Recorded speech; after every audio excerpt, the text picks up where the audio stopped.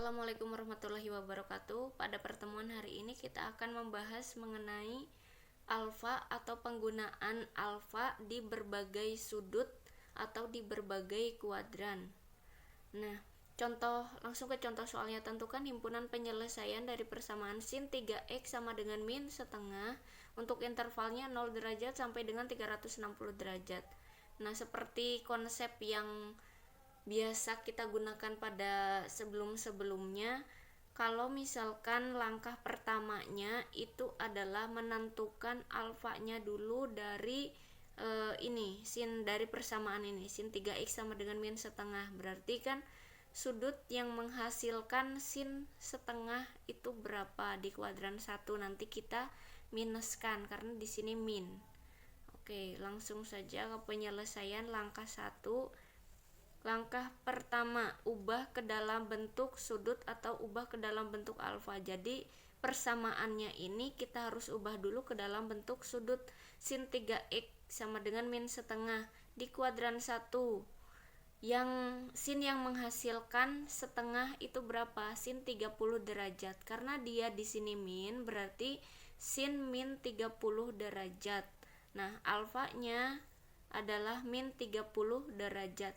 Tapi bisa nggak sih kalau misalkan kita menggunakannya bukan di kuadran 1? Kan kalau sin min setengah atau sin yang menghasilkan min setengah itu kan ada di kuadran 3 dan di kuadran 4. Bisa nggak sih kita menggunakannya sudut di kuadran 3 atau di kuadran 4? Jawabannya bisa saja, karena nantinya pun hasilnya akan sama.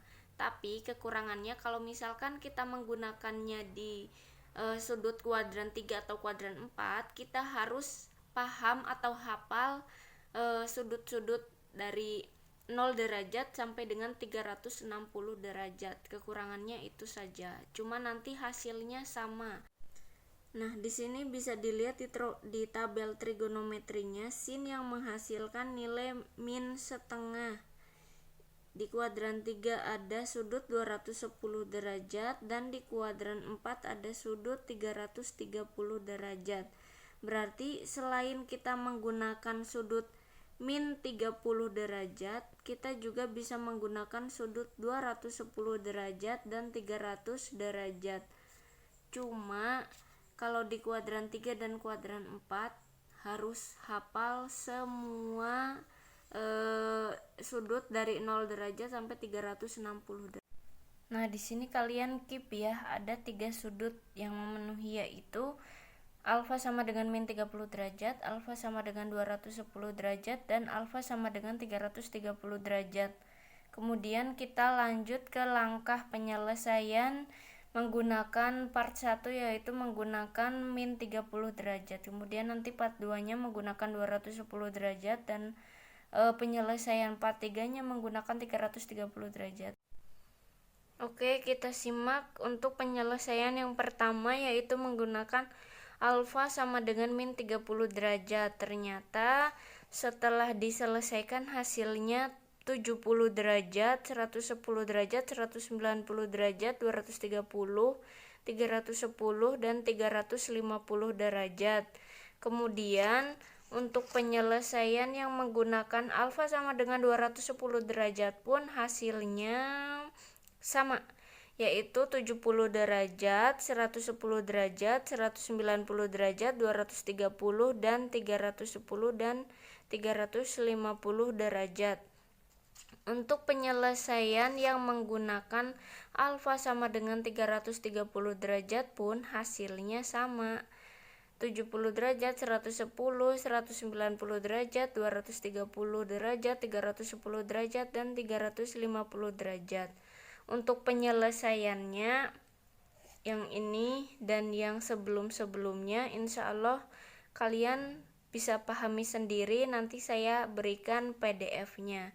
Nah, kesimpulannya di sini adalah untuk persamaan trigonometri yang menggunakan kuadran 1, kuadran 3, kuadran 4, dan kuadran 2 pun hasilnya sama. Tapi kelemahannya kalau kalian menggunakan kuadran 3 dan kuadran 4, berarti kalian harus bisa menghafal dari 0 derajat sampai 360 derajat, baik itu nilai sin, cos, tan, kosekan, sekan, dan kotangan. Nanti insyaallah di UTS tidak hanya keluar sin, cos, dan tan, tapi sekan, kosekan, dan kotangan juga keluar. Intinya adalah antara sin, cos, tan, kosekan, sekan, dan kotangan. Di sini yang berbeda adalah cos dan sekan. Sekan itu sama dengan 1 per cos. Jika cos berbeda, maka sekan juga berbeda. Nah, contoh soalnya, jika diketahui persamaan trigonometri cos X sama dengan minus dan sekan X sama dengan minus, maka dia tidak bisa menggunakan sudut di kuadran 1 untuk menentukan alfanya atau menentukan sudutnya. Berarti jika diketahui cos X sama dengan minus dan sekan X sama dengan minus, dia bisanya menentukan sudutnya di kuadran 2 dan kuadran 3 karena dia negatif.